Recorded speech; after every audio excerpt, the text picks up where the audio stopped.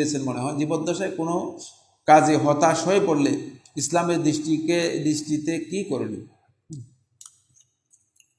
হতাশা কুফরি। আলিয়াসু মির রহমতিল্লাহ, আল্লাহ তাআলার রহমত থেকে হতাশ হয়ে যাওয়া, এটা কুফরি। আল্লাহর বান্দাগণ এই কাজের মধ্যে লিপ্ত হবে না কোনোদিন। হতাশ হওয়ার কিছুই নেই।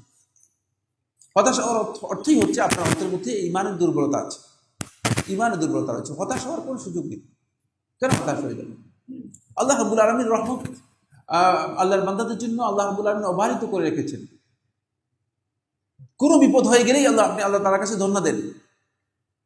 আপনি যদি জানেন যে আপনার সাথে মনে করেন এই ঢাকা ক্যান্টনমেন্টের সবচেয়ে বড় যিনি দায়িত্বশীল, এমন তার আপনার কাছে টেলিফোন নাম্বার আছে, আর টেলিফোন করলেই তিনি আপনার টেলিফোন ধরবেন এবং আপনার এই টেলিফোনে জবাব দিবেন, তখন আপনি যে কোনো ধরনের সমস্যা আপনার কাছে খুব